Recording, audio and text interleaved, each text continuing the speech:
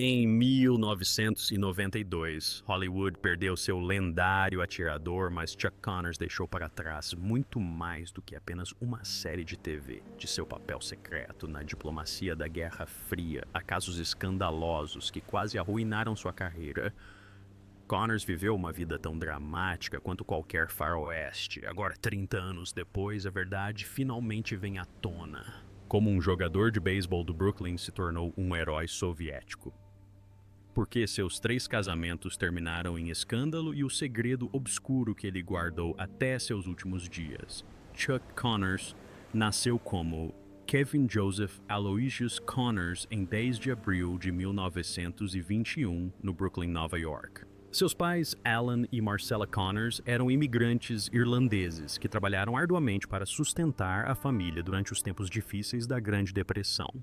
O pai de Chuck trabalhava como estivador e sua mãe fazia pequenos trabalhos para ajudar a pagar as contas. A vida não era fácil, mas ensinou a Chuck o valor do trabalho árduo.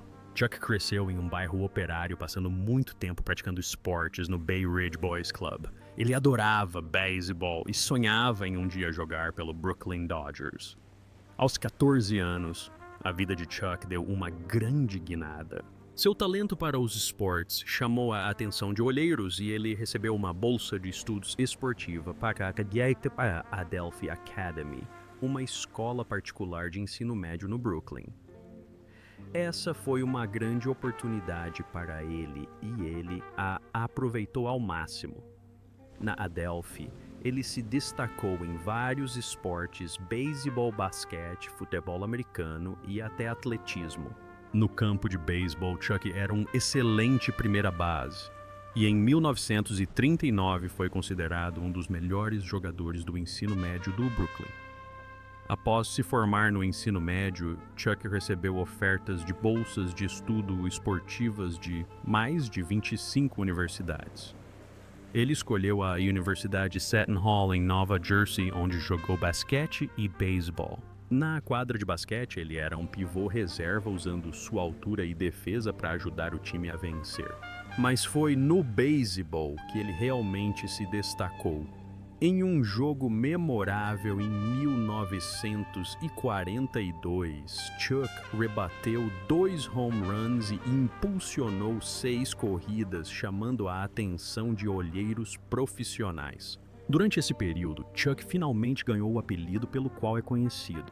Enquanto jogava na primeira base, ele gritava: "Chuck, passa pra mim", e o apelido pegou. Os anos de faculdade de Chuck foram interrompidos pela Segunda Guerra Mundial.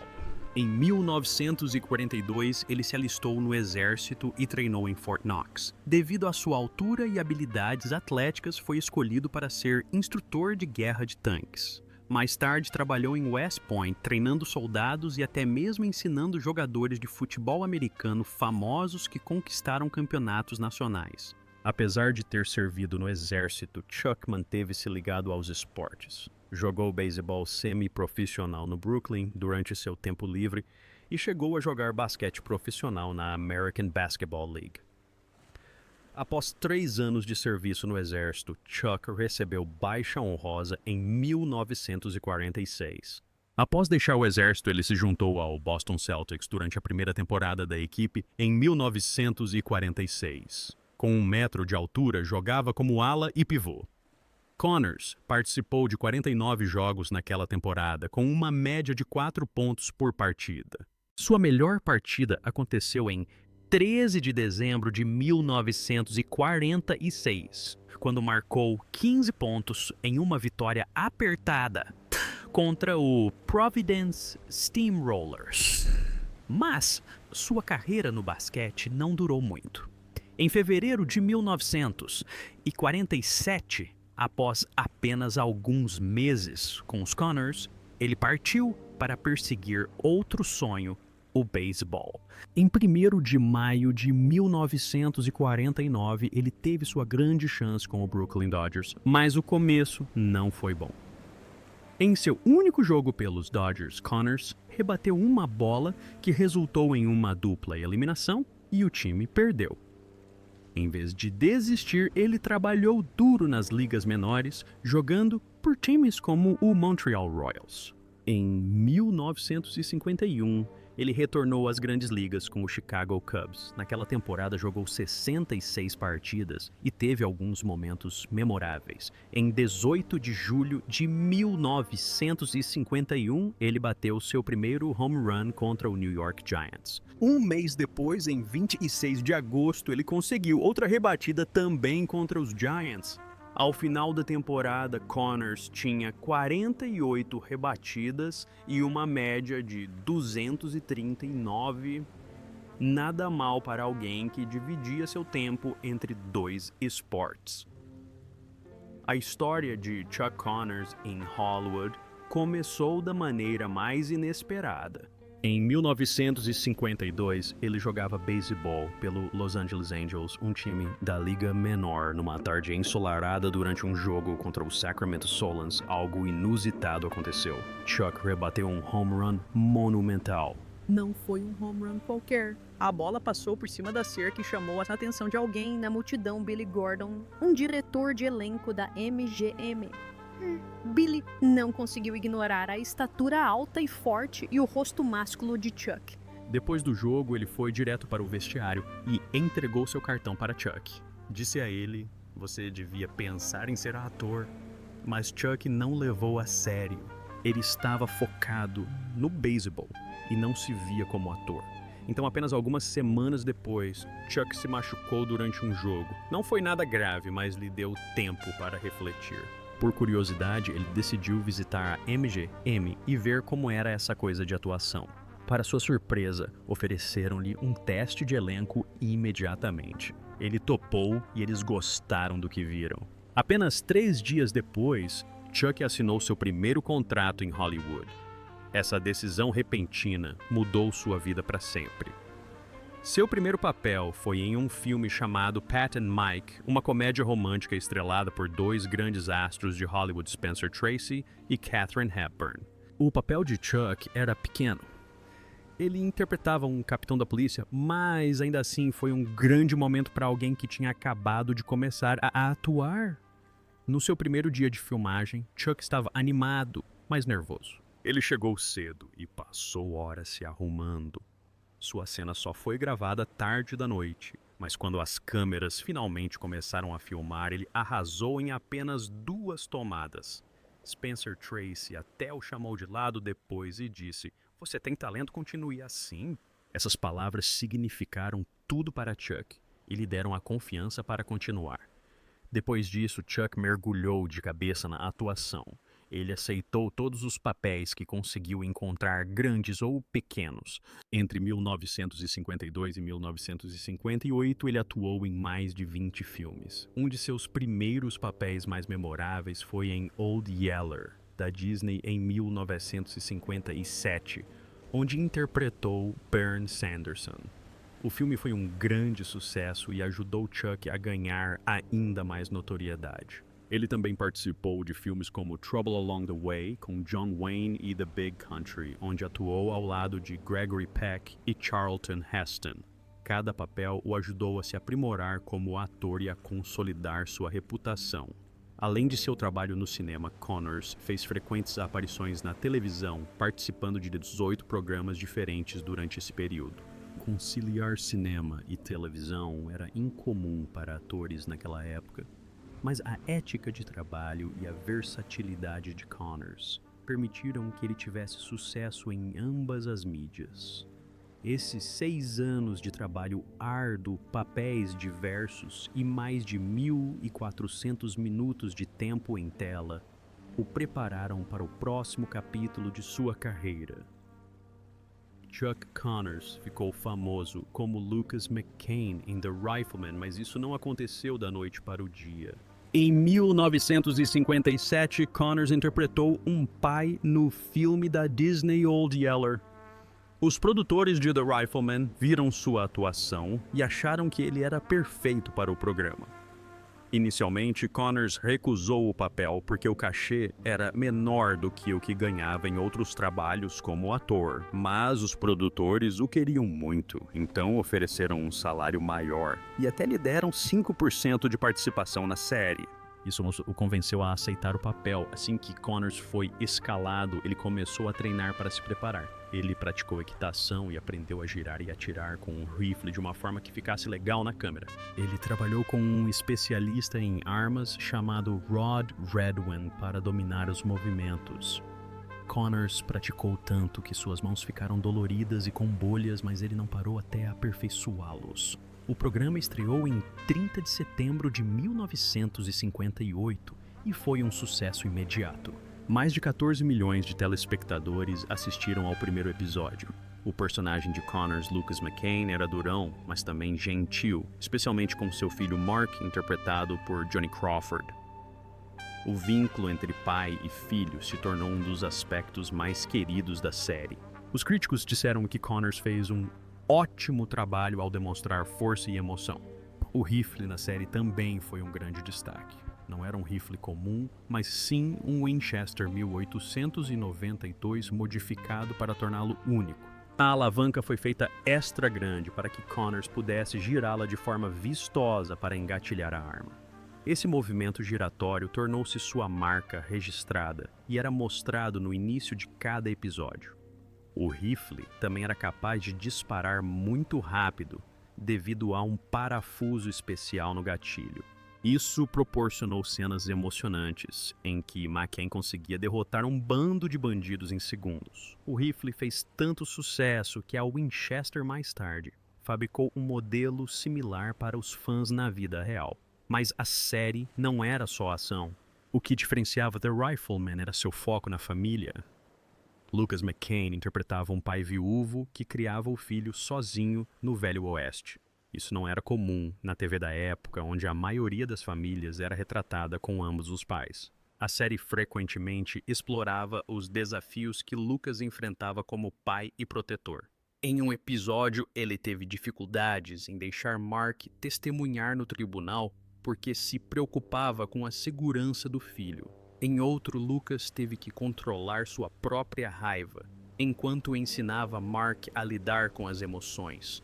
A relação entre Lucas e Mark pareceu real e conectou-se com muitos espectadores.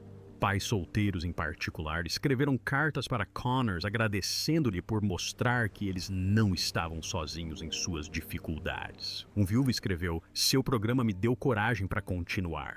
Chuck Connors não era apenas a estrela de The Rifleman, ele também teve um papel importante nos bastidores. Na segunda temporada, ele começou a participar das reuniões com os roteiristas. Ele apresentou ideias para histórias, e algumas delas se tornaram episódios favoritos dos fãs. Um deles, o fotógrafo, foi inspirado em uma experiência que Connors teve com um fã muito entusiasmado durante sua carreira no beisebol.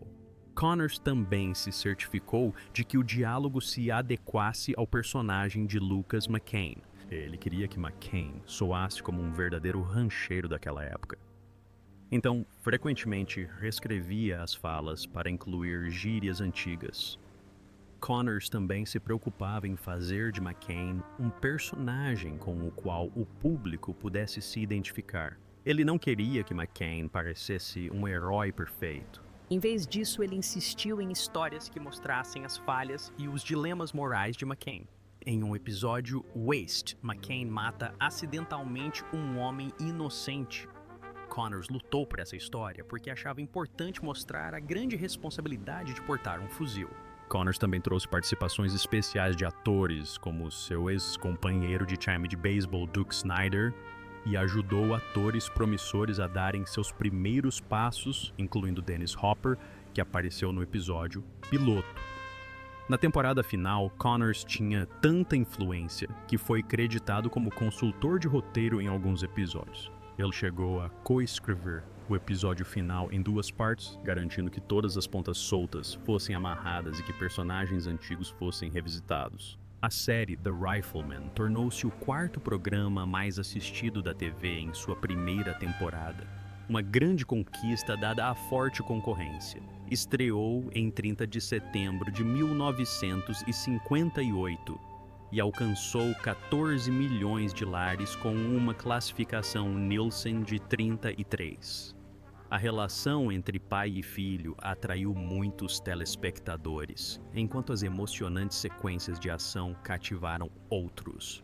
Em fevereiro de 1959, 78% dos telespectadores disseram que assistiam ao programa pelo vínculo familiar, enquanto 92% dos telespectadores do sexo masculino entre 18 e 49 anos apreciavam a ação. O sucesso da série levou ao lançamento de produtos como rifles de brinquedo, lancheiras e histórias em quadrinhos, gerando $2 milhões americanos em vendas nos 3 meses seguintes à estreia. A série também recebeu 3 indicações ao Emmy em sua primeira temporada e manteve-se popular durante seus 5 anos de exibição, chegando a alcançar a 27ª posição em sua temporada final. Décadas depois, reprises de The Rifleman ainda atraem fãs. Uma pesquisa da MTV de 2018 mostrou que a série continuava sendo uma das favoritas entre os telespectadores com 55 anos ou mais. Após o término de The Rifleman, em 1963, Chuck Connors enfrentou um grande desafio. O papel de Lucas McCain o havia tornado famoso, mas também o aprisionado na imagem de um herói do faroeste. A série durou 5 temporadas, com 168 episódios, e os telespectadores não conseguiam separar Connors do personagem. Essa estereotipagem tornou-se um problema. Connors queria provar que podia interpretar outros papéis, então recusou muitas ofertas para fazer mais filmes de faroeste. Na verdade, ele recusou 8 pilotos de séries de faroeste em apenas 2 anos após o lançamento de The Rifleman. Embora esperasse que isso lhe abrisse novas oportunidades, na verdade acabou por atrasar sua carreira por um tempo. Para se desvencilhar da imagem de cowboy, Connors tentou algo bem diferente no filme Move Over Darling, de 1964.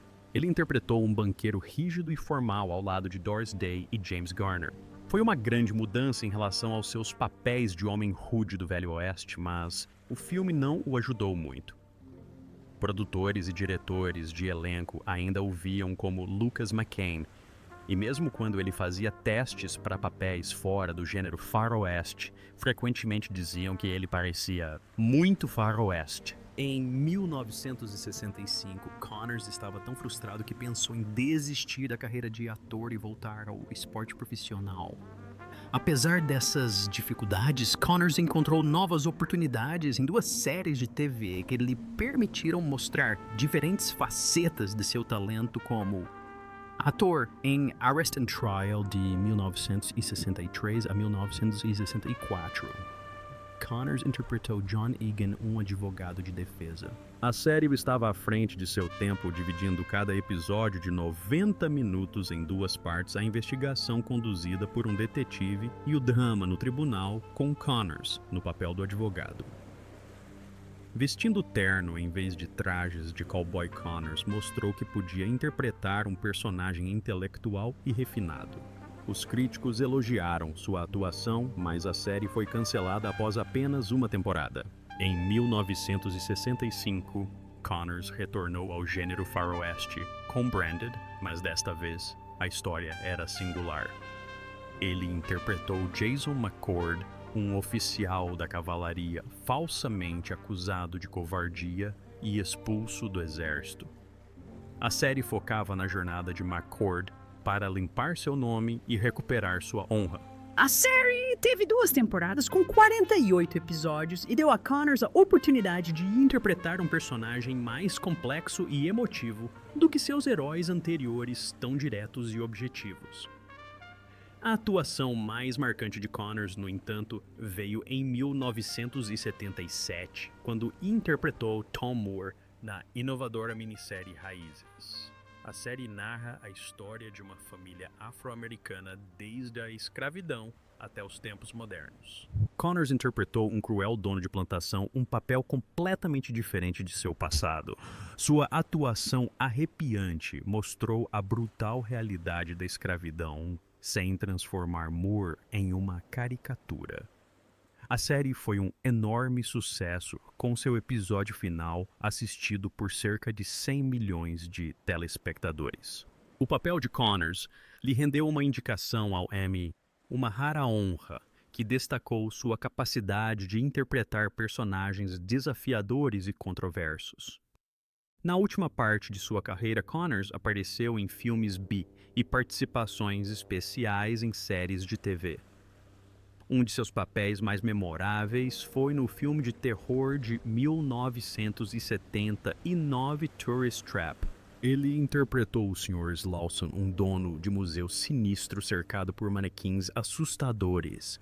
O filme não fez sucesso inicialmente, mas depois se tornou um clássico cult. Connors também assumiu papéis incomuns, como o de um combatente alienígena no filme de ficção científica de baixo orçamento The Daytime Ended, de 1986. Na televisão, ele fez participações em programas populares como A Ilha da Fantasia, O Barco do Amor e Assassinato, escreveu ela.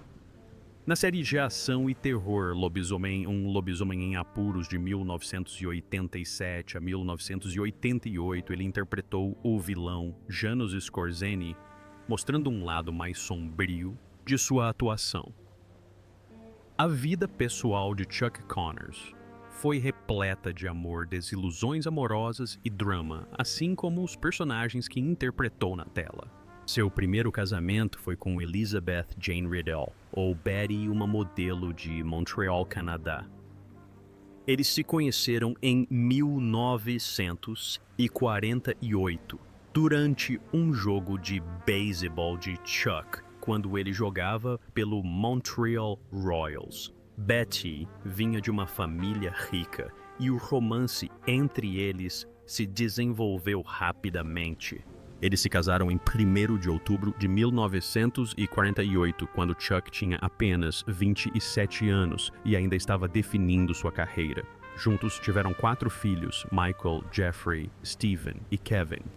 A princípio, tudo parecia perfeito, mas quando a carreira de ator de Chuck decolou, especialmente depois que ele conseguiu o papel em The Rifleman, em 1958, as coisas começaram a desmoronar. Ele passava longos períodos ausente, filmando e trabalhando, e rumores de infidelidade começaram a circular.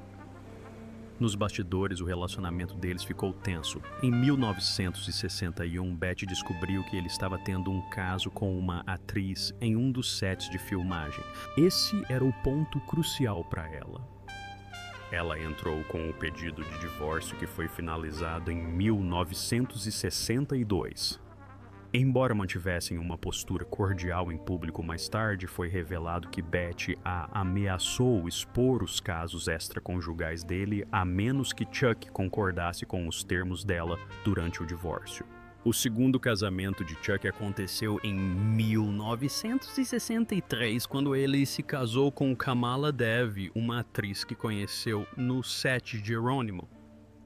Kamala nasceu em Mumbai, na Índia, e sua ascendência mista indiana e britânica fez com que o casamento deles se destacasse em Hollywood numa época em que relacionamentos interraciais ainda eram raros. Eles trabalharam juntos em muitos programas e filmes como Branded e Cowboy in Africa, e o público admirava a forte conexão entre eles dentro e fora das telas. Mas as coisas nem sempre foram fáceis entre eles. Kamala queria que Chuck experimentasse papéis mais sofisticados, mas Chuck acreditava que sua imagem de cowboy durão era o que o tornava bem-sucedido. Essa diferença de objetivos gerava tensão. O casamento também enfrentou problemas devido à reputação de Chuck de ser infiel. Apesar da paixão inicial, as coisas começaram a desmoronar e em 1972, após 9 anos, juntos eles se divorciaram. O último filme que fizeram juntos foi chamado The Proud and Damned, Os Orgulhosos e Condenados, que parecia um triste reflexo do relacionamento deles naquela época. O terceiro casamento de Chuck foi o mais curto e talvez o mais controverso. Ele conheceu Faith Coabias no set de Soylent Green em 1973, onde ela tinha um pequeno papel. Faith era muito mais jovem que Chuck Trent, e 3 anos mais jovem para ser exato. Eles se casaram em 7 de setembro de 1977 em uma cerimônia privada no México.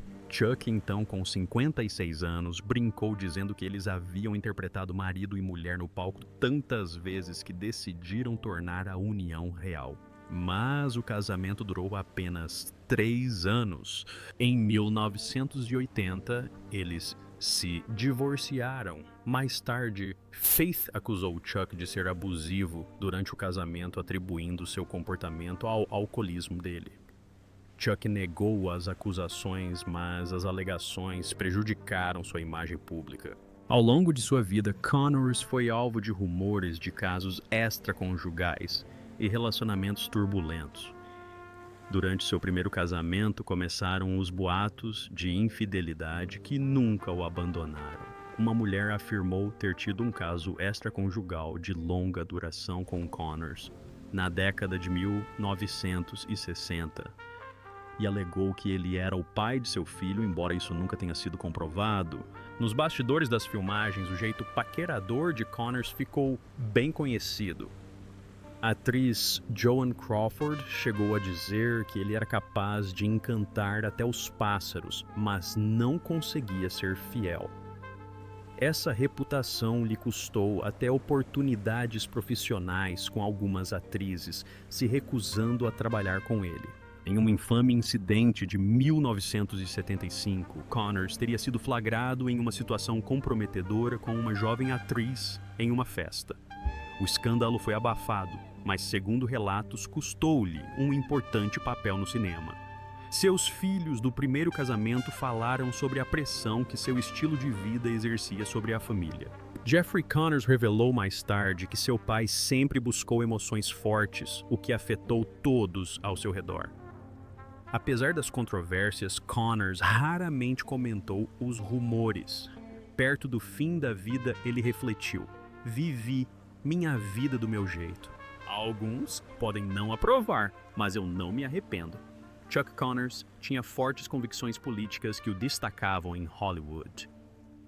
Em 1967, quando a maioria das pessoas em Hollywood era contra a Guerra do Vietnã, Chuck participou de uma passeata a favor da guerra na cidade de Nova York. Muitos o elogiaram, mas outros o criticaram. Chuck não apenas falava sobre suas crenças, ele trabalhava arduamente para defendê-las. Ele ajudou candidatos republicanos, especialmente Barry Goldwater, durante a eleição presidencial de 1964. E isso prejudicou sua carreira, mas Chuck não se importou. Certa vez ele disse: "Prefiro perder um emprego a abrir mão dos meus princípios." Em 1972, ele chegou a ser convidado a se candidatar ao Congresso, mas decidiu continuar atuando. A Guerra do Vietnã gerou muitas discussões em Hollywood, mas Chuck manteve-se firme em suas convicções. Ele apoiava a guerra e discordava dos manifestantes. Em 1967, ele marchou com outros em apoio às tropas americanas. Ele disse: "Estamos lutando contra o comunismo. Lá, então, não precisamos lutar aqui." Isso não foi bem recebido por muitos em Hollywood e ele chegou a discutir com colegas de elenco sobre o assunto. Durante as filmagens de Soylent Green, ele teve um debate acalorado com Charlton Heston sobre a guerra. Chuck não se limitou a falar. Ele demonstrou seu apoio visitando o Vietnã diversas vezes, entre 1968 e 1972. Após a guerra, Chuck ficou triste com a forma como os veteranos foram tratados. Ele disse que eles mereciam desfiles, não protestos, e que o país os havia decepcionado. Uma das coisas mais surpreendentes sobre a carreira de Chuck foi o quanto a União Soviética adorava seu programa The Rifleman. Durante as décadas de 1960 e 1970, quando as tensões entre os EUA e a União Soviética estavam elevadas, The Rifleman tornou-se um dos poucos programas americanos permitidos na televisão soviética. O público adorava o personagem Lucas McCain, por ser um pai forte e defensor da justiça. Em 1973, cerca de 250 milhões de soviéticos assistiam à série. Até mesmo Leonid Brezhnev, o líder soviético, era um grande fã. Quando Brezhnev visitou Washington, D.C., em 1973, pediu para conhecer Chuck Connors. Esse encontro levou a algo incrível. Mais tarde, naquele ano, Brezhnev convidou Chuck para visitar Moscou. Chuck ficou por 2 semanas e foi tratado como uma grande estrela. Ele se encontrou com Brezhnev no Kremlin e os dois até fizeram uma competição amistosa com armas que Chuck havia lhe dado de presente anteriormente. Chuck também compareceu a uma exibição especial de The Rifleman, onde os fãs ficaram alvoroçados por seu autógrafo. Durante essa viagem, Chuck filmou um documentário chamado Paz e Amizade, que foi exibido na TV soviética para milhões de telespectadores. O documentário mostrava Chuck encontrando cidadãos soviéticos comuns e falando sobre como americanos e soviéticos poderiam conviver em harmonia. 1 ano antes de sua morte, Connors teve um último papel especial. Em 3 de novembro de 1991, ele apareceu em um filme para a TV chamado The Gambler Returns: The Luck of the Draw, estrelado por Kenny Rogers. Connors interpretou seu personagem mais famoso, Lucas McCain, da série The Rifleman, em uma cena curta, porém memorável. Ele vestia o traje clássico de McCain e empunhava o famoso rifle Winchester. Na cena, McCain desafia o jogador para uma competição de tiro. Embora a cena tenha durado apenas cerca de 90 segundos, ela trouxe à tona lembranças do papel mais querido de Connors.